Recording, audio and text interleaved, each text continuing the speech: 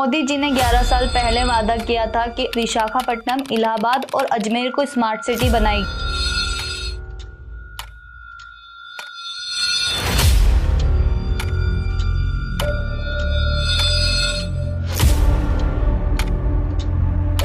But 11 साल हो गए, अभी तक स्मार्ट सिटी बनते हुए कुछ दिख नहीं रहा है। किंतु मैं आपसे एक और बता दूं कि मोदी जी ने उल्टा और इस 3 शहर के बजाय इस बात को आगे तक बढ़ाया और 3 के बजाय 100 सिटी इसके अंदर ली, पूरे देश भर के अंदर, और 100 सिटी पे काम करने का काम शुरू हुआ है। 2000 से बीजेपी अजमेर में है और काफी अच्छी पार्टी बन के उभरी है अजमेर में, लेकिन विकास के नाम पर मुझे कुछ दिख नहीं रहा है। तो आप उसके बारे में क्या कहना चाहेंगे? देखो, ये 2000 से नहीं, 1990 से ही नगर परिषद जिसको कहते हैं, फिर वो बाद में नगर निगम हुई। जब वासुदेव देवनानी, उनकी वाइफ का निधन हुआ था, तब बहुत सारा वर्ग पहुंचा था, सामाजिक वर्ग पहुंचा था, राजनीतिक वर्ग पहुंचा था, बट शोक व्यक्त करने आप वहां पे मौजूद नहीं थे। उसके पीछे का कारण क्या रहा? फिर मैंने कहा आपको कि इस वीडियो में मैं बता चुका हूँ। इस वीडियो में मैंने इनकी एक ऑडियो क्लिपिंग डाली थी। इस ऑडियो क्लिपिंग में जब ये बीमार हुए थे तब मैंने इनकी तबीयत पूछने के लिए कॉल किया था, मैसेज डाले थे। इसका इनकी तरफ से ये रिप्लाई आया था। नमस्कार, मैं जर्नलिस्ट नेहा। आज मैं एक ऐसे राजनेता के साथ मौजूद हूँ जिन्होंने अपने काम, सोच, विचार और जमीनी जुड़ाव से राजनीति में एक अलग ही पहचान बनाई है, जनता के मुद्दों को प्राथमिकता दी है और निर्णयों में क्लैरिटी उनकी राजनीति की पहचान रही है। मोस्ट वेलकम अजमेर शहर के पूर्व महापौर और भाजपा नेता धर्मेंद्र गहलोत जी। सर, आपकी जर्नी की शुरुआत कैसे हुई, उसके बारे में बताइए। जर्नी वकालत की जर्नी, राजनीति की जर्नी। मैं जब कॉलेज का स्टूडेंट था, 83 का मेरा कॉलेज का एनरोलमेंट है। इस 83 के कॉलेज के एनरोलमेंट के बाद में विद्यार्थी परिषद, जिसको अखिल भारतीय विद्यार्थी परिषद कहते हैं, इसके संपर्क में आया। फिर वहां से छात्र राजनीति शुरू की। छात्र राजनीति के समय में मेरे गुरु वीर कुमार जी, जो मेरे प्रोफेशनल गुरु भी बने और राजनीतिक गुरु भी बने। प्रोफेशनल गुरु चूंकि वो एडवोकेट थे, तो फिर मैंने भी मेरी पूरी वकालत करके, पढ़ाई करके वकालत में उनके साथ जूनियर हुआ। और चूंकि वो राजनीति में थे और मेरे आइकॉन थे वो, तो इसके नाते मैं फिर राजनीति क्षेत्र में सन 1990 में आया। तब से 1990 से आज तक भारतीय जनता पार्टी के साथ जुड़कर काम कर रहा हूँ। 1990 में आपने पार्टी ज्वाइन करी, उस समय देश में कांग्रेस थी, तो आपने बीजेपी क्यों चुनी? देखिए, ऐसा है कि सत्ता के साथ तो हर एक कोई जाता है। तो देश में वो भले कांग्रेस थी और प्रदेश में भारतीय जनता पार्टी थी, और दूसरा शहर के अंदर भी भारतीय जनता पार्टी नगर निगम के, नगर परिषद के नाते थी। तो पहले तो मैंने एक कारण बताया कि मेरे राजनीतिक गुरु वीर कुमार जी थे, जो मेरे आइकॉन थे, जो प्रोफेशनल गुरु भी थे। तो इनको देखकर मैं एक भारतीय जनता पार्टी के साथ जुड़ा। और दूसरा, देश के अंदर केवल 2 ही राजनीतिक पार्टियां जो विचार के साथ चलती हैं। वो एक तो भारतीय जनता पार्टी है और एक कम्युनिस्ट पार्टी है। कम्युनिस्ट पार्टी अपने आइकॉन पश्चिम देशों से विदेश को मानती है, वहां की नीतियों को इस देश पर लागू करना चाहती। इसलिए आपने देखा एक हर्ष कि उनका धीरे धीरे समापन होता जा रहा है कम्युनिस्टों का।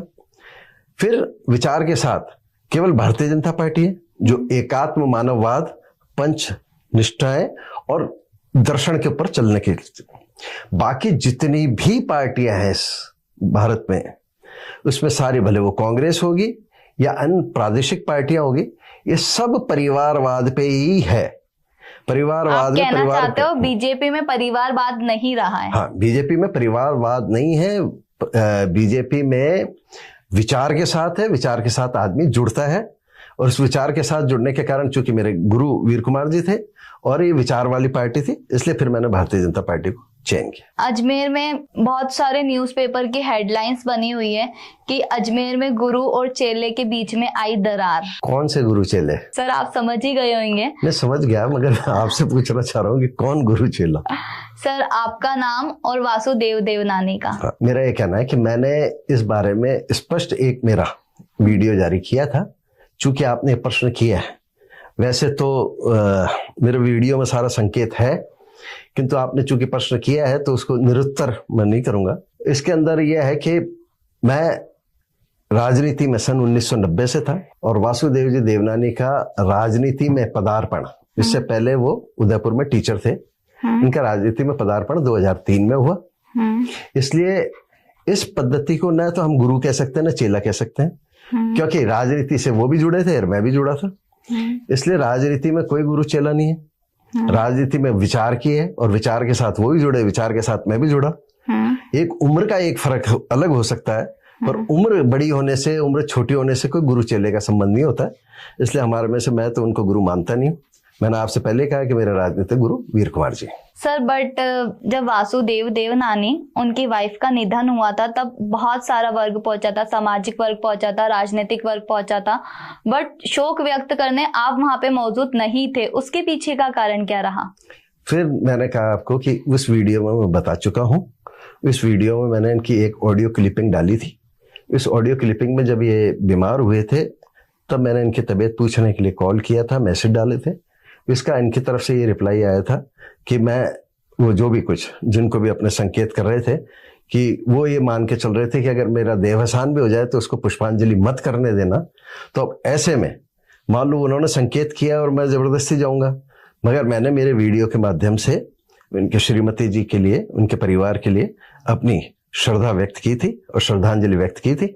एक होता है तन से मन से, है ना, तो तन से नहीं जाए, तन से मैं नहीं गया, बाकी मन से तो मैं श्रद्धांजलि व्यक्त करता हूँ और आज भी उनको व्यक्त करता हूँ। बहुत अच्छी महिला थी और किसी भी परिवार में किसी परिवार वाले का बिछड़ना अपने आप में दुखद संयोग होता है। ईश्वर ऐसा किसी के साथ नहीं करे, मगर ये जीवन की सत्यता है, जाता है। बाकी मैंने कारण बता दिया था कि मैं क्यों नहीं गया। 2000 से बीजेपी अजमेर में है और काफी अच्छी पार्टी बन के उभरी है अजमेर में, लेकिन विकास के नाम पर मुझे कुछ दिख नहीं रहा है, तो आप उसके बारे में क्या कहना चाहेंगे?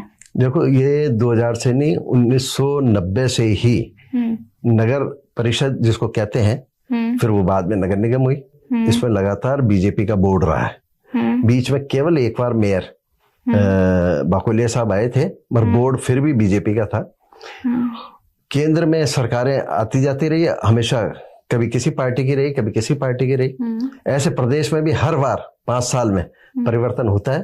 फिर भी हमारे जो जनप्रतिनिधि रहे हैं, भले वो सांसद के रूप में राशा सिंह जी रहे होंगे, भले वो फिर दोनों हमारे विधायक के रूप में रहे होंगे, फिर एक विधायक के रूप में जामनानी जी रहे होंगे, और सबने अपने अपने कालखंड में अजमेर के विकास में 4 चांद लगाने का प्रयास किया ही है। सर, आपने कोई, जब आप महापौर थे तो कोई ऐसा वादा जो आपने अजमेर की जनता से किया हो पर आपने वो पूरा नहीं कर पाए हो अपने कार्यकाल में? वैसे तो देखो, मेरी एक जो नेचर रही है, मैं वादा करता ही नहीं। मैं पहले काम करता हूँ और काम करने के बाद ही बताता हूँ कि ये मैंने काम कर दिया। कि वादे हैं, वादे कभी भी धरातल पे पूरे कई बार होता है कि उतरे नहीं उतरे, पर हाँ, मैं ये कह सकता हूँ कि मैंने अपनी पूरी सामर्थ्य और शक्ति के अनुसार कई चीजों का अजमेर शहर में, जैसा आपके डोर टू डोर कचरा परिवहन वाला अगर आपको देखेगा तो ये मेरे समय में शुरू हुआ। सड़कों को चौड़ी करने का अगर काम है तो उसमें किया। अतिक्रमण का जो वेंडिंग नॉन वेंडिंग जोन बनाने का काम था वो किया, और ऐसे कई प्रयास किए हैं। इसलिए पहले प्रयास किए, वो प्रयास सफलता पे हुए तो उसका जो जनता जनार्दन है उससे श्रेय भी दिया। और मैंने ऐसा कोई वादा नहीं किया कि मैं ये कर दूंगा जिसके कारण मैं नहीं कर पाया हूँ। बाकी मैंने मेरे प्रयास जितने सामर्थ्य थे उसके अनुसार करे। पर जो आज के टाइम में पार्टियां चुनाव से पहले वादा करती हैं, उसके लिए आपका क्या विचार है? देखो, हर पार्टी का अपना चुनावी मैनिफेस्टो होता है और निश्चित रूप से उसका जो घोषणा पत्र होता है, उस घोषणा पत्र को इसी के आधार पर जनता उनको समर्थन देती है। इसलिए अपने घोषणा पत्र के अनुसार उसको अक्षर से अक्षर पालना करनी चाहिए। किंतु कई बार कई कारण बन जाते हैं कि उस पे पहुंच नहीं पाते, मगर इतना जरूर प्रयास करना चाहिए कि जितनी घोषणाएं की है इसके बहुत नजदीक तक हम पहुंचे। तो इसलिए तो जो भी राजनीतिक पार्टी ऐसी चुनाव के समय में वादे करती है, उन वादों को पूरा करना ही चाहिए, क्योंकि उन वादों के आधार पर ही जनता ने विश्वास करके उनको अपना मत देती है। इसलिए जिसको विश्वास व्यक्त किया उसके साथ विश्वासघात नहीं होना चाहिए। मोदी जी ने 11 साल पहले वादा किया था कि विशाखापट्टनम, इलाहाबाद और अजमेर को स्मार्ट सिटी बनाएगी, बट 11 साल हो गए, अभी तक स्मार्ट सिटी बनते हुए कुछ दिख नहीं रहा है। ऐसा है कि मोदी जी ने, जो अमेरिका ने 3 शहर गए थे कि स्मार्ट सिटी में, पहली बार स्मार्ट सिटी का कंसेप्ट ही वहीं से आया था। स्मार्ट सिटी का उन्होंने किया था, किंतु मैं आपसे एक और बता दूं कि मोदी जी ने उल्टा और उस 3 शहर के बजाय इस बात को आगे तक बढ़ाया और 3 के बजाय 100 सिटी इसके अंदर ली, पूरे देश भर के अंदर, और 100 सिटी पे काम करने का काम शुरू हुआ है, जिन्होंने अपने अपने क्षेत्र में हर प्रकार से अपने अपने शहर में उसको आगे बढ़ाने का काम किया है। हाँ, मगर एक खामी जो नजर आती है मेरे को, जो मेरे व्यक्तिगत अनुभव से है कि अगर ये स्मार्ट सिटी का ऐसा जिसमें भी किसी भी प्रकार का कोई प्रोजेक्ट आता है, तो इस प्रोजेक्ट में एक एजेंसी होनी चाहिए और उस एजेंसी के जो अधिकारी हों, वो अधिकारी स्थायी रूप से जब से शुरू हुई है वो और जब तक समापन नहीं हो जाए, इसमें अधिकारी वही रहने चाहिए।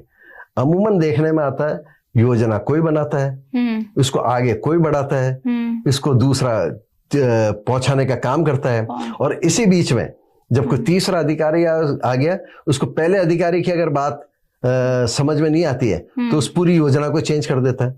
तो पूरा जो खाका है जिस चीज को आप लेके चलते हैं, जैसे अभी अजमेर की स्मार्ट सिटी की बात थी, अजमेर की स्मार्ट सिटी को लेकर कि 24 घंटे पानी आएगा, एबीडी क्षेत्र डिक्लेयर किया था यहाँ पे। उस समय ये हुआ था कि नालों को बेस को पक्का नहीं करेंगे। क्यों नहीं पक्का करेंगे? क्योंकि एनजीटी है साहब। एनजीटी क्यों है? कि एनजीटी का है कि अगर बेस पक्का कर दिया तो नीचे जो धरातल का पानी है वो खत्म हो जाएगा, शहर का पानी निकल के बाहर चला जाएगा। उस समय ये तर्क दिए गए वन अधिकारी के द्वारा। तो इसलिए नाले के प्रोजेक्ट को जो था कि अजमेर में जल भराव नहीं हो, उसको नालों को ठीक हो जाए, उसका पूरा जो महादेव के ढाबे से शुरू होकर खानपुरा के तालाब तक जाता है, इसको ठीक रूप से करे तो बेस कर दे। तो उस समय एनजीटी आ गई कि उस समय के जो अधिकारी थे उन्होंने कहा नहीं, एनजीटी है, एनजीटी के कारण आप बेस पक्के नहीं कर सकते। आज के अभी वर्तमान समय में जो काम चल रहे हैं उसमें आप जाके देखो, नालों को इसके बेस को पक्का करने का काम चल रहा है। तो एक समय में एक अधिकारी कुछ कहता है, दूसरा अधिकारी कुछ कहता है। इसलिए एक जो योजना है तो समय एक ही एजेंसी रहे ताकि उत्तरदायी होगा। जैसा राम सेतु का हुआ, राम सेतु में हुआ, अब दोनों पार्टियां एक दूसरे पर डाल रही। एक ने बनाया तो अगर बात ही है तो साहब ये इसके समय में खराब हो गई, ये उसके समय में खराब हो गई। मेरा ये कहना है कि नेता एक दूसरे को दोष क्यों दे रहे हैं? सही बात ये तो अधिकारी ने किया। अधिकारी न कांग्रेस का होता है न बीजेपी का होता है। जिस अधिकारी के कालखंड में इस बात की हुई है, अब आप अभी राम सेतु की एक भुजा थी, वो भुजा खराब हो गई, उस भुजा को ठीक कर दिया, उसमें नए पैसे लगा दिए। तो पुराने ने जिसने दोष किया, जिसने गलत किया, उस पर कोई कार्रवाई होनी चाहिए ना। पर कार्रवाइयों के अभाव में एक दूसरे पे जो राजनीतिक क्षेत्र में दोषारोपण चलता है, मेरा कहना है कि वो दोषारोपण नहीं होना चाहिए। मिलकर जिसने शहर के साथ धोखा किया है, उस धोखेबाज को कोई ना कोई कार्रवाई तक पहुंचाना चाहिए। नहीं तो आपस में एक दूसरे के दोषारोपण में बाकी के मजे करते। अजमेर शहर में हर साल बारिश के कारण बहुत सारी समस्या आती है, लोगों की मोटरसाइकिल फंस जाती है, पानी सुचारू रूप से अजमेर में निकल नहीं पाता है। तो उसके लिए अजमेर गवर्नमेंट कुछ कर क्यों नहीं रही है? ऐसा है, देखो हर शहर की एक भौगोलिक परिस्थिति होती है। अजमेर शहर का अगर आप अवलोकन करेंगे तो यहाँ का जो एस्केप चैनल जो आना सागर है, आना सागर में शहर का 20% पानी आता है इस तरफ की आबादी का, बाकी 80% आना सागर के एस्केप चैनल के इधर है। ये एस्केप चैनल महादेव के ढाबे से शुरू होती है, जो कि सुभाष उद्यान के पास है, वहां से शुरू होकर खानपुरा तक जाती है। इस बीच में सारे शहर के नाले इसमें मिल जाते हैं। तो मिलने पे एक ही शहर के सारे पानी को ले जाने के लिए केवल एक ही चैनल है, वो एस्केप चैनल है। तो एस्केप चैनल होने से पूरे शहर का जब लोड उस पर पड़ता है, फिर दूसरा ये अजमेर शहर कटोरे के रूप में है, पहाड़ी वाला अरावली से घिरा हुआ है। तो जो पानी की मार होती है, ऊपर पहाड़ियों से पानी आता है सारा, जिसको आप दरगाह बाजार में आप नला बाजार वाला क्षेत्र देखोगे, बोले मदार गेट वाला क्षेत्र देखोगे, बोले दरगाह बाजार से आपके लाखन कोठी वाला पोर्शन होते हुए जब आते हैं तो इन रोडों पर आपको पानी की भरमार ज्यादा मिलती है, क्योंकि ऊपर से आता है, ऐसे अजय नगर की तरफ से पहाड़ियों के क्षेत्र से आता है। और ये नाले उसमें चूंकि चैनल एक ही है पानी को ले जाने की, तो अमूमन आपको दिखेगा कि बारिश आते ही बहुत पानी की भराव होती है, पर जैसे ही वो बारिश रुक जाती है और चैनल धीरे धीरे बैठने लगती है, तो आधे घंटे में वो पानी शहर में से उतर जाता है। किंतु वो जो आधा पौन घंटा अगर लगातार बारिश आ रही है, तो वो एक तरह से शहर का संकट में चीज होती है। इसके लिए हमने इस समय स्मार्ट सिटी में यही सुझाव दिया था कि महादेव के ढाबे से खानपुरा के तालाब तक को इसकी गहराई को ठीक करें, इसके चैनल को पूरा ठीक करें। पर उस समय ये कह दिया गया कि नहीं, एबीडी क्षेत्र में, तो एबीडी क्षेत्र मतलब था एरिया बेस्ड डेवलपमेंट, तो उसमें कुछ ही वार्ड सेलेक्ट किए थे उत्तर के, इसके अलावा दक्षिण का वार्ड इसमें थे नहीं।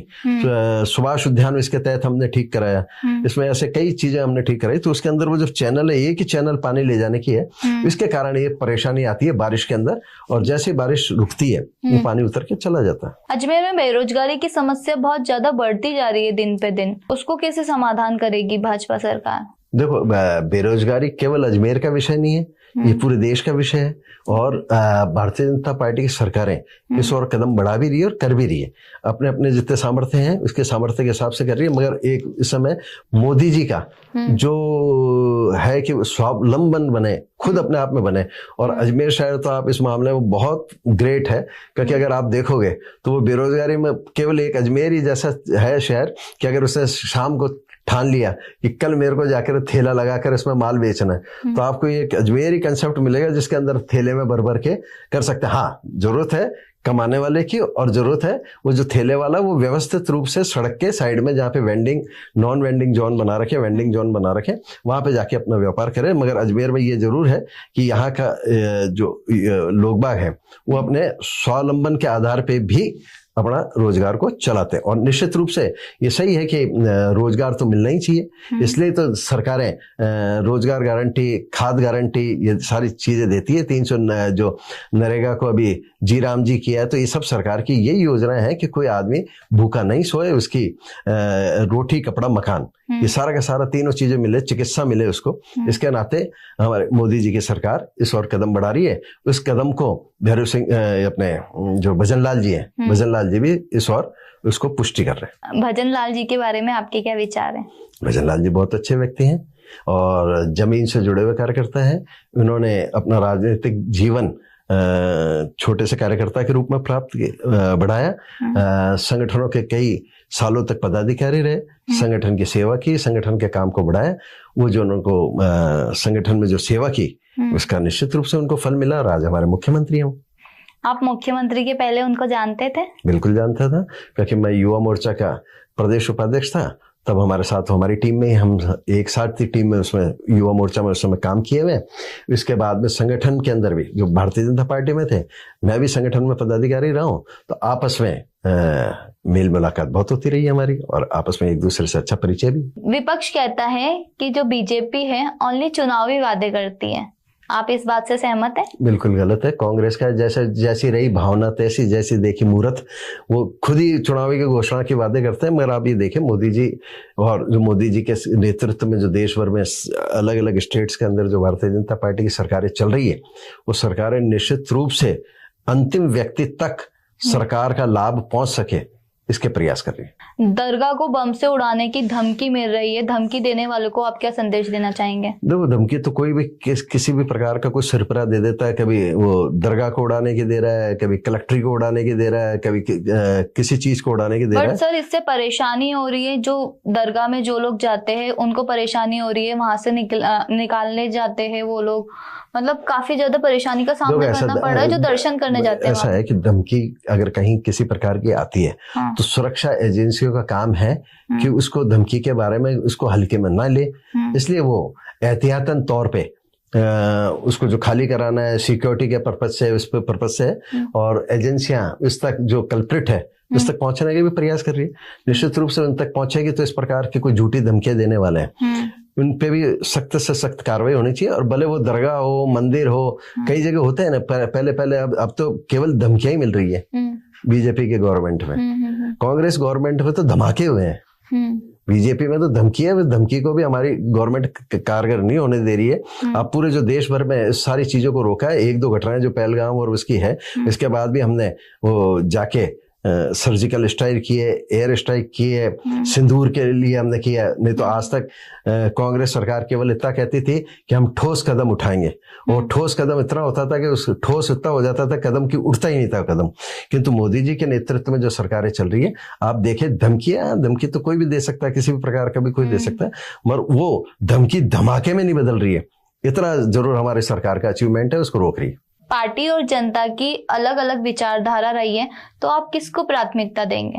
पार्टी और जनता, देखो जनता एक बहुत समुच्चय है, और समुच्चय का जब एक होता तो किसी की एक राय नहीं बनती है। एक राय नहीं बनती तो हमारा जो भारतीय जनता पार्टी का है, वो भारतीय जनता पार्टी के हमारे जो दीनदयाल जी थे, वो ये कहते थे कि जो साधारण कार्यकर्ता है उसको सक्रिय कार्यकर्ता बनो, जो अपना नहीं है इसको जोड़ने का प्रयास करो। तो यही तो सरकारें इस माध्यम से अपनी जब सरकार चलाती है, अपना नेतृत्व देती है, इस नेतृत्व के माध्यम से ये प्रयास करती है कि जनता की जो अपेक्षाएं, उस अपेक्षाओं पे खरे उतरे। तो जैसे अपेक्षाओं पे खरे उतरोगे, वैसे ही जो जनता है, जो आज विरोधी भी है, वो विरोधी कल हमारा अपना होगा। इसी का तो परिणाम है कि जब देश के अंदर 2 ही सीटें आई थी भारतीय जनता पार्टी की, और आज हम सबसे बड़ी पार्टी है, और सबसे बड़ी पार्टी, और 3-3 बार लगातार बन रहे हैं। और यही कांग्रेस था जिसका कि सूर्यास्त नहीं होता था, जिसकी हर स्टेट के अंदर आती थी। आज उनको समर्थन लेना पड़ रहा है दूसरी पार्टियों के साथ, और उसके बाद भी अपनी सरकारें नहीं बना पा रहे हैं, नहीं बचा पा रहे हैं। इसका परिणाम यही है कि जनता का धीरे धीरे जुड़ाव भारतीय जनता पार्टी के साथ होता जा रहा है, जो आज हमारे नहीं है। हमारी कार्यशैली को देखकर वो भी हमारे आने वाले समय में साथ होंगे। और मोदी जी का कहना ही है कि इस कांग्रेस को समाप्त करना है, कांग्रेस विहीन भारत को बनाना। मोदी जी चौथी बार प्रधानमंत्री बन सकते हैं? क्यों नहीं बन सकते? ये पार्टी का निर्णय, जनता का निर्णय। पहले तो जनता जिताए, फिर जनता जिता के जनता बहुमत दे। अगर चौथी बार प्रधानमंत्री मोदी जी नहीं बनते हैं तो आप किसको देखते प्रधानमंत्री के रूप में? नहीं, हम क्यों माने कि नहीं बनते, और बनेंगे। और फिर ये मोदी सर, उनकी एज हो चुकी है ना। एक मोदी जी नाम हो सकता है, मोदी जी नाम हो सकता है। मैंने आपसे फिर कहा कि परिवारवाद की पार्टी नहीं है भारतीय जनता पार्टी, ये विचार की पार्टी है। मोदी जी थे तो मोदी जी भी 3 बार आए। मोदी जी अगर उम्र के कारण या किसी भी कारण से नहीं बनेंगे, तो मगर निश्चित रूप से आप मान के चलो, ये तो बात है कि चौथी बार भी अगर सरकार बनेगी केंद्र में, तो भारतीय जनता पार्टी की बनेगी। मोदी जी नहीं होंगे तो मोदी जी तो एक चेहरा है भारतीय जनता पार्टी के, बाकी सरकार तो किसकी है? भारतीय जनता पार्टी की, मोदी जी की नहीं है। मोदी जी एक चेहरा है, तो मोदी जी की जगह कोई दूसरा चेहरा होगा तो होगा, मगर पार्टी भारतीय जनता पार्टी की सरकार बनेगी। जनता कहती है कि 5 साल में एक बार सिर्फ नेता चुनाव में दिखता है, ये बात से आप सहमत हैं? ऐसा नहीं है। जनता की कई बार देखो, ये जो कहने वाले हैं, वो कहने वाले केवल आजकल अपने घरों तक ही सीमित रहते हैं। ये तय है कि कुछ अपवाद, ऐसा नहीं है कि सारी जगह ही हो, अपवाद कुछ जगह होते हैं, निश्चित रूप से होता है कि जीतने के बाद वो आदमी गायब हो जाता है। मगर एक के कारण सबको दोषी माना जाए, वो ठीक नहीं है। जनता के बीच में रहते ही, और आप हर जगह देखोगे समाचार पत्र छाप रहा है। समाचार पत्र अपने अपनी विधानसभाओं में, अगर राजस्थान की बात करोगे तो 200 की 200 विधानसभाओं में, सोशल मीडिया में दिखता है वो नेता, तो दिखता तो है ही है। अब निश्चित रूप से होता क्या, चुनाव में ये रहता है कि वो घर घर मोहल्ले मोहल्ले में प्रचार करते हैं। तो वो जो 1 महीने 1.5 महीने का समय होता है, इसमें जब घर घर प्रचार या मोहल्ले में प्रचार, इस क्षेत्र में प्रचार करते हैं, तो आदमी की कल्पना रह जाती है कि 5 साल इसी प्रकार से दिखता रहे। तो उसमें हाँ, उसमें जरूर न्यूनता आ जाती है उसमें। बाकी वो ऐसा नहीं है कि जीतने के बाद गायब ही हो गए, कुछ अपवाद होते हैं। और जब ऐसे अपवाद होते हैं तो आप निश्चित रूप से जनता उसको सबक सिखा देती है। जब 5 साल बाद अगर वही चुनाव में आ जाता है, तो उसको बेरंग लौटा ही देती है, घर ही बैठा देती है उसको। क्या महापौर के पास सच में ताकत होती है कि वो सिर्फ नाम की कुर्सी है? देखो, महापौर के पास ताकत होती है, किंतु जिस प्रकार का एक्ट है और जिस प्रकार से लोकल बॉडी का उसको सर्वे सर्वा माना जाता है, मगर कानून ऐसे बना रखे हैं कि हर बार वो कहीं ना कहीं सरकार की तरफ देखता है, सरकार की बंदिश में काम करता है। तो जिसको कहते हैं लोकल बॉडी, लोकल नेतृत्व, लोकल सरकार, वो कहीं ना कहीं जंजीरों में बंधा हुआ रहता ही है। पर फिर भी निश्चित रूप से महापौर के पास बहुत पावर होती है, और बहुत पावर के साथ वो सरकार की नीति और जो नियम बनाए, वो नियमों के अनुसार चले और उसको बोल्ड रूप से अपना काम करें। तो ऐसा नहीं है कि भाई सरकार रोक सकती है। नियम में काम करें, नियम में काम नहीं करेगा तो कोई भी रोक देगा आपको। नियम में काम करो, बोल्ड रूप से काम करो, जो एक्ट बना उसके अनुसार काम करो, तो किसी की ताकत नहीं कि आपको रोक सके। राजनीति में एक ऐसा झूठ जो नेता जनता से बोलते हो? देखो, अब नेता कौन किससे बोलता है, कौन ने झूठ उसको माना है, कौन झूठ नहीं है। जैसे महाभारत की एक कथा है, अश्वत्थामा मारा गया। तो अश्वत्थामा मारा गया तो ये झूठ बोलना नहीं चाहते थे, मगर वो अश्वत्थामा मारा गया, इतना सा उन्होंने शब्द कहा, और बाद में कहा कि अश्वत्थामा वो मारा गया जो हाथी है। ठीक है ना। मगर वो जो हाथी है उस समय ढोल ढमाके बज गए, तो बात सुनी गई अश्वत्थामा मारा गया। लाइन पूरी थी, अश्वत्थामा मारा गया किंतु वो हाथी था। ठीक है ना। तो ऐसे में वो झूठ को आदमी कहाँ समझ रहा है, कैसे समझ रहा है, पूरी लाइन समझी कि नहीं समझी, पूरी वो क्या कहना चाह रहा है वो समझा कि नहीं समझा, और अपने अपने हिसाब से अर्थ निकालने का जो है वो नहीं होना चाहिए। और बाकी तो झूठ तो वैसे भी राजनीति में किसी को बोलना नहीं चाहिए, और जो जिसने वादे किए वो पूरा करना ही चाहिए। क्या नगर निगम चुनाव अब सिर्फ पार्टी के रह चुके हैं कि चेहरे के वैल्यू पर लड़े जाते हैं? राजनीतिक क्षेत्र में कैंडिडेट कोशिश यही करता है कि किसी न किसी पार्टी के टिकट लाए, क्योंकि इस टिकट के नाते उसको इस पार्टी के जो समर्थक होते हैं, जो वोटर्स होते हैं, जो कार्यकर्ता होते हैं, उसको सहज और सुलभ मिल जाते हैं। तो बाकी तो आपके लोकतंत्र में कहीं बाध्यता नहीं है, कहीं नहीं लिखा हुआ है कि आप राजनीतिक पार्टियों से टिकट लेके लड़ो। वो जिसको निर्दलीय कहते हैं वो निर्दलीय लड़ सकता है।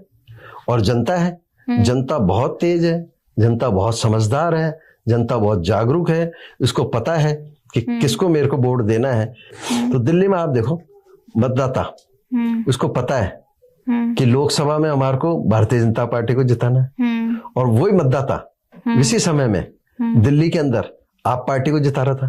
तो एक ही समय में एक ही वोटर दो प्रकार के निर्णय ले रहा है। तो यानी कि मतदाता अपने आप में बहुत जागरूक है, और इस देश के अंदर लोकतंत्र बहुत मजबूत है। इसलिए मतदाता कौन अच्छा है कौन अच्छा नहीं है इस पे चयन करता है। किंतु मेरा इतना जरूर कहना पड़ेगा इसमें कि हमारा पोलिंग परसेंटेज बहुत कम रहता है।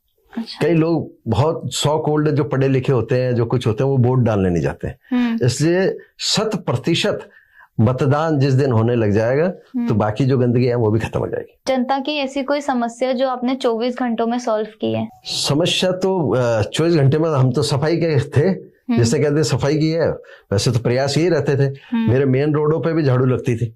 मेन रोडों पे, डिवाइडरों पे, कई आप शहरों में जाओगे डिवाइडर के पास मिट्टी मिलेगी। हमने ये कहा नहीं, मिट्टी नहीं मिलनी चाहिए, उसको मिट्टी को साफ रहना चाहिए।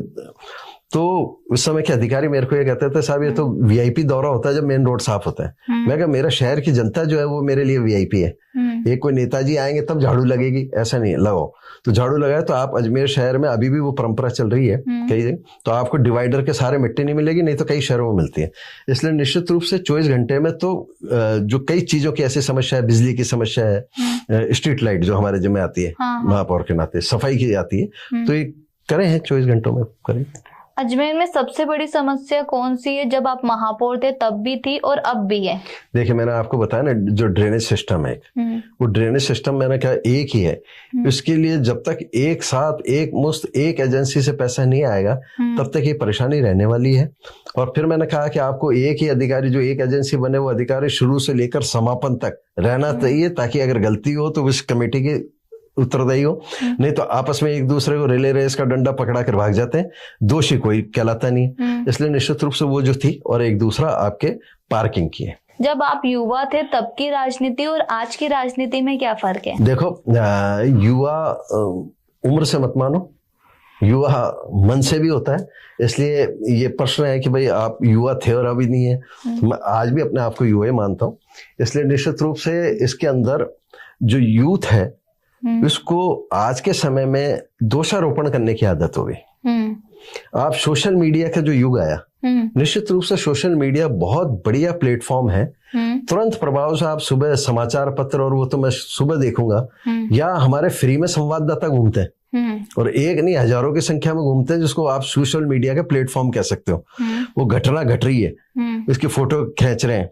एक बीमार आदमी, एक एक्सीडेंट आदमी, उसकी मदद तो नहीं कर रहा है। प्रशासन क्या कर रहा है? प्रशासन देखो सो रखा है, अरे भाई तू मौके पे उपस्थित है, तुम्हें इसकी मदद कर दो। तो निश्चित रूप से जो यूथ है आज दोषारोपण नहीं करे, दोषारोपण के बजाय जब वो अधिकार की बात करता है, तो देश के संविधान में कर्तव्य भी तो लिख रखे हैं। अधिकार क्या है, कर्तव्य क्या है, केवल सिंपल समझना है।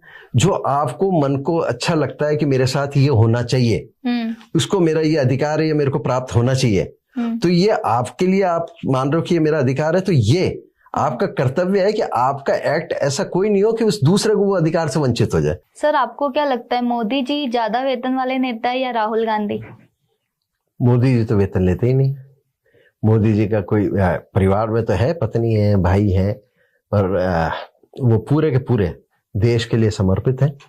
इन जैसा त्यागी और साधु व्यक्ति नहीं मिल सकता जो कि 24 घंटे देश की सेवा में रहते हैं। इसलिए उनको पैसे की दरकार नहीं है। वो शुरू से आए, अपने जीवन में वो बताते भी हैं कि वो प्रचारक से आए थे। प्रचारक व्यक्ति ऐसा होता है जिसका कोई परिवार नहीं है, केवल देश ही उसका परिवार होता है। और वो कहते भी हैं मेरा पूरा हिंदुस्तान मेरा परिवार है। तो ऐसे परिवार के लिए वो वेतन लेते भी नहीं है, उनकी घोषणा भी है। और दूसरा, राहुल गांधी जी क्या करते हैं, तो वैसे अरबपति खरबपति हैं। और आप देख भी रहे हो अभी सारे के सारे ईडी वीडी के केस हो ही रहे हैं इन पे। तो वो लेते हैं नहीं लेते हैं इसकी मेरे को जानकारी नहीं। आप राजनीति में क्या अचीव करना चाहते हो? राजनीति में सब कुछ अचीव करना चाहते हैं, क्योंकि राजनीति में कोई आया तो कीर्तन करने तो आया नहीं। 2 चीजों के लिए आता है। पहला सबसे बड़ा लक्ष्य है कि ये सत्ता जो है वो एक माध्यम है। माध्यम है कि आप जनता की सेवा कर सको और अपनी पार्टी के विचार को पहुंचा सको। वो पहला लक्ष्य होता है। और उसको लक्ष्य को पहुंचाने के लिए अब आदमी को जीवन में, अगर जिसके वो कहते थे कि अगर आपके सपने खत्म हो गए तो आदमी खत्म हो जाएगा। इसलिए जीवन में कब राजनीति में क्या चीज आपको मिल जाए तो पहले आप साधु हो जाओ, ये तो मिला तो मैं तो नहीं लूंगा, तो जो मिलेगा वो लेंगे। इसके को माध्यम बनाकर आगे बढ़ेंगे। क्या आप मानते हैं कि अजमेर की जनता आज नेताओं से नाराज है? देखो, नाराजगी का मैंने आपसे एक चीज बताई थी कि नाराजगी तो परिवार जो सबसे छोटी यूनिट है, परिवार में भी आप जाके पूछ लोगे तो 5 जने मेंबर है तो वो कोई ना कोई किसी से नाराज है। रिश्तेदारों में चले जाओगे तो आपस में एक दूसरे से नाराज है। विकास समिति में चले जाओ, मोहल्ले पड़ोस के अंदर, वो एक दूसरे से नाराज है। इसलिए नाराजगी का अपना अपना इश्यू होता है। कोई किस बात से नाराज है, कोई किस बात से नाराज है।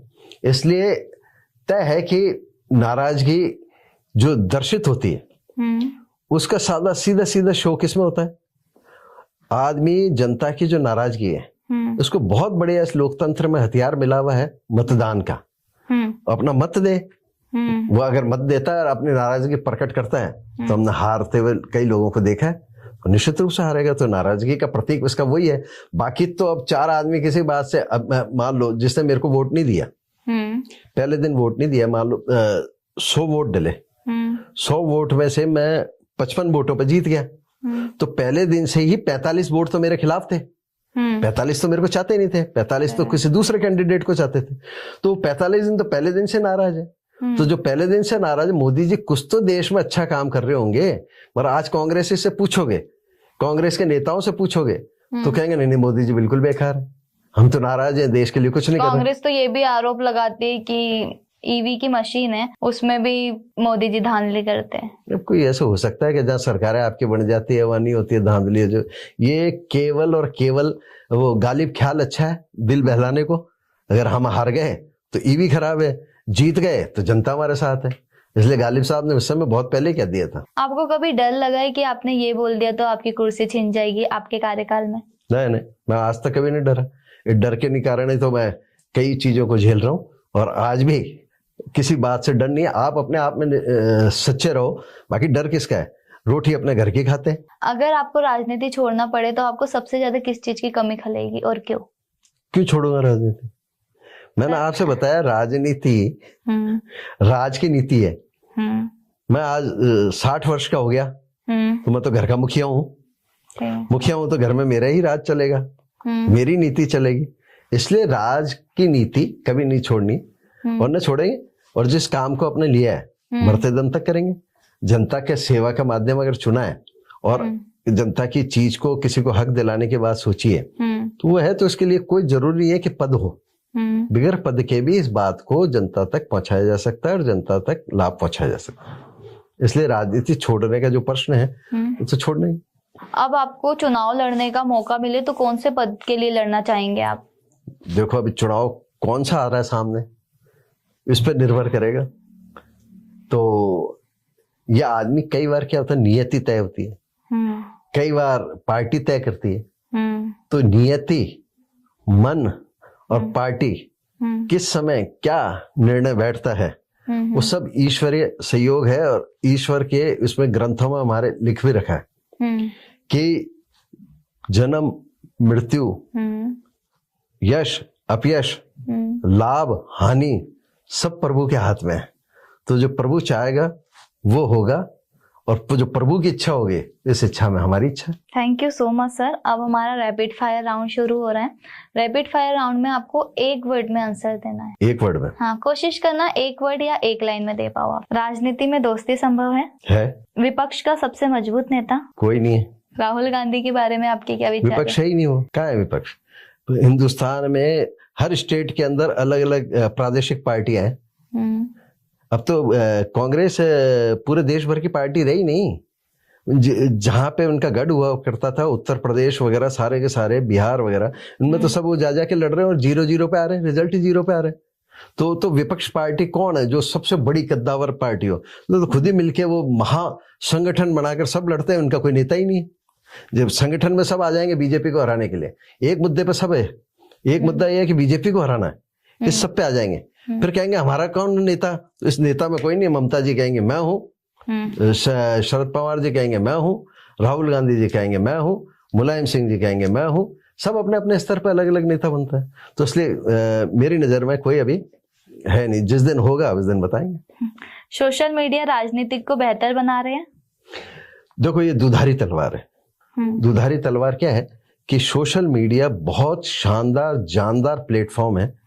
इसको सही रूप से उपयोग करे तो निश्चित रूप से अपनी बात को जन तक पहुंचाने का, अपनी आवाज को प्रशासन तक पहुंचाने का एक बहुत बढ़िया माध्यम है। मगर दुधारी तलवार का दूसरा रूप है, इसको गलत रूप से आप प्रेजेंटेशंस कर रहे हो तो वो एक है कि युवा को ये चीज को सोचना पड़ेगा। आज कई बार होता है एक्ट बन गए, कई बार उनको थाने चौकी के चक्कर लगाने पड़ते हैं। हाँ, जाने अनजाने में कोई पता नहीं कौन सी न्यूज आई है, क्या आई है, उसका वेरिफिकेशन हुआ ही नहीं, उसका बिगर वेरिफिकेशन के आगे फॉरवर्ड कर देते हैं, जैसे उनको लगता है कि मैं चूक नहीं जाऊं इस समाचार को आगे पहुंचाने में। तो उसका लाभ हानि उनको मिलती भी है। इसलिए यह है कि सोशल मीडिया है, आप अपनी बात को, अगर किसी दूसरे की बात आपके ध्यान में आई है, उसका वेरिफिकेशन करो, उसके बाद उसको आप प्रसारित करो। आपके जो विचार है उन विचार को आप अपनी शालीन तरीके से कहो।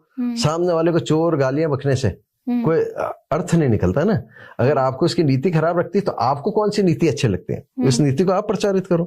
अब जैसा राहुल गांधी जी, और राहुल गांधी जी भाषण में कांग्रेस क्या करेगी, ये करेगी, वो नहीं बताते। ये चाय वाला है, ये चाय वाला है, ये इसको मतलब चोर है, ये तो वो मोदी जी इसको क्या करते हैं, ये खुद ही इनको देते हैं। तो मोदी जी खुद ही कह देते हैं मैं चाय वाला हूँ, और ये सुबह उठ के बिस्तर पे बेड टी लेने वाले हैं। फिर ये कहते चोर है तो कहते मेरा परिवार, ये कहते परिवार नहीं है तो वो कहते मेरा भारत देश पूरा परिवार है। तो इसलिए किसी पे किसी लाइन को छोटी करने, खुद की लकीर बड़ी करो, खुद की नीति बताओ। तो इसलिए जो भी हुआ है वो अपनी बात को रखे, आपकी बात अच्छी होगी, जनता स्वीकार करेगी। अजमेर को विकसित होने में अभी कितना और समय लगेगा?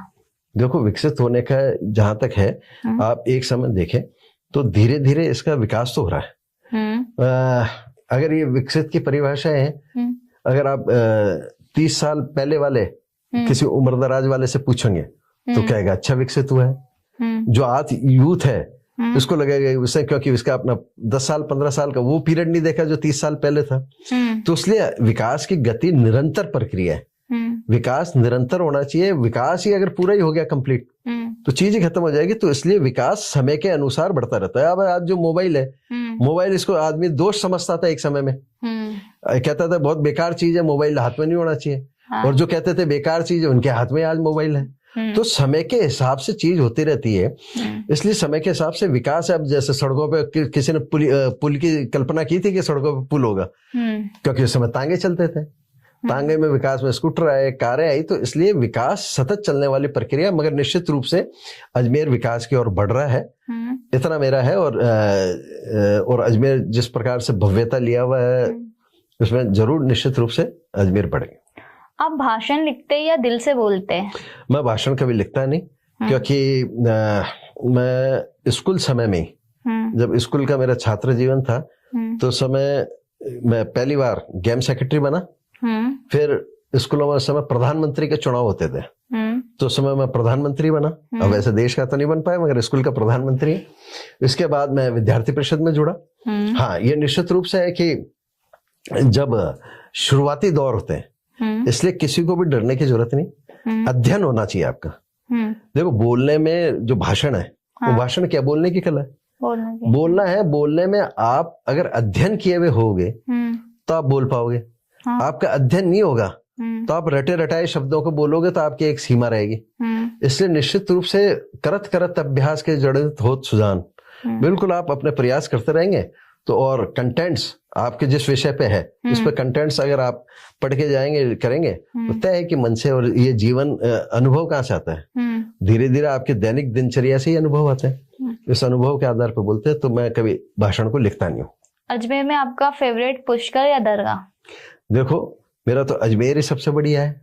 ये आप धार्मिक स्थल पे चले गए, पुष्कर भी एक धार्मिक स्थल है और दरगाह भी धार्मिक स्थल है। और चूंकि मैं हिंदू हूँ इसलिए विश्व के रचयिता ब्रह्मा जी की नगरी है पुष्कर, और अजमेर को इसलिए है कि पृथ्वीराज चौहान की नगरी है जिसका कि राज दिल्ली तक रहा और हमारे हिंदू सम्राट रहे। इसलिए निश्चित रूप से जहां के हो आप, देखो, दूसरे की जय से पहले अपनी जय करो। ये गाना भी है, फिल्म का गाना, दूसरे की जय से पहले अपनी जय करो। तो मेरा शहर बढ़िया है, मेरे शहर में चार चांद है, इसलिए निश्चित रूप से मेरा अजमेर तो बहुत वैभवशाली रहा है। हाँ, इसको अब नकारात्मक दृष्टि से देखोगे तो खराब लगेगा और सकारात्मक में देखो तो पृथ्वीराज चौहान ने राज किया है। चीनी बिना चाय या विरोध बिना राजनीति? मैं तो देखो शुगर का मरीज हूं तो चाय तो चीनी के बगैर लेता हूं। और विरोध की बात है, विरोध सकारात्मक होना चाहिए। विरोध के नाम पे विरोध नहीं होना चाहिए।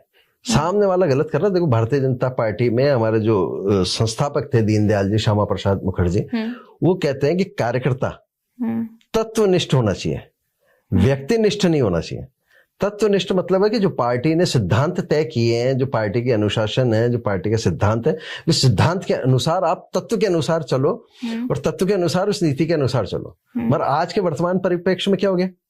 आज तत्वनिष्ठ तो उससे अभी पूछोगे कि भाई क्या निष्ठा है तो वो बता नहीं पाएगा कार्यकर्ता।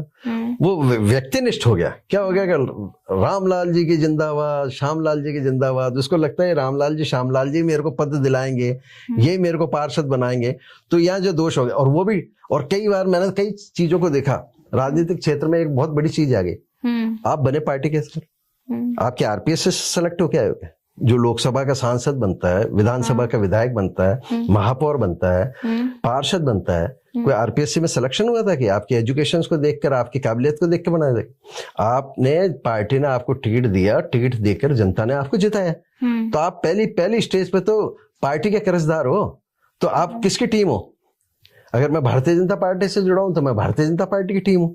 पर आप बड़े, थोड़ा सा नेता हो जाता है, थोड़ा सा मंत्री हो जाता है, उसकी कारों में, उसके चेलों की कारों पे आप देखने को मिलेगा फलाना टीम। हाँ। अरे काय की टीम? इसकी टीम है, उसको कल पार्टी टिकट नहीं दे, पार्टी से निकाल दे उसको, काय की टीम है उसकी? तो इसलिए भारतीय जनता पार्टी की टीम होनी चाहिए। भले कांग्रेस के साथ हो तो कांग्रेस की टीम होनी चाहिए। व्यक्तिनिष्ठ नहीं होना चाहिए। जब आदमी व्यक्तिनिष्ठ होगा उस व्यक्ति में न्यूनता आ सकती है, पार्टी में कभी न्यूनता नहीं आएगी, पार्टी की नीति में कभी न्यूनता नहीं आएगी, मगर व्यक्ति में न्यूनता आ सकती है। इसलिए निश्चित रूप से मेरा यही कहना है, जो भी जिस भी दल में है वो व्यक्तिनिष्ठ न बने, तत्वनिष्ठ बने, उस पार्टी के साथ रहे, पार्टी के झंडे के साथ रहे। बाकी व्यक्ति तो आते जाते रहते हैं, आज है कल जाएगा, अजर अमर कोई नहीं रहा। आज से भी पहले बहुत बड़े बड़े नेता हुए जिनको लगता था कि मेरा वैभव काल ही खत्म नहीं होगा। आज पूछो, नाम लेने वाला कोई नहीं है उनका। बहुत सांसद भी रहे, कोई विधायक भी रहे, आज पूछो तो सही, कोई नाम लेने वाला है क्या? मगर वो अभी क्या वर्तमान के परिप्रेक्ष्य में ऐसे जीता वो कि उसको लगता है कि मेरा तो सूर्यास्त नहीं होगा। अरे अंग्रेजों का सूर्यास्त हो गया, जो विश्व में कभी उसका सूर्यास्त नहीं होता था, अंग्रेजों का सूर्यास्त हो गया। इसलिए अहंकार ना पालो, पार्टी के साथ रहो, पार्टी के साथ करो और तत्वनिष्ठ बनो। और तत्वनिष्ठ बनकर जितनी आपको सामर्थ्य है, सामर्थ्य के अनुसार से जनता की सेवा करो, अपनी पार्टी की रीति नीतियों को जनता तक पहुंचाओ। Thank you so much. आपने बहुत अच्छे क्वेश्चन के आंसर दिए और आपका कीमती समय देने के लिए बहुत बहुत धन्यवाद। धन्यवाद आपके लिए।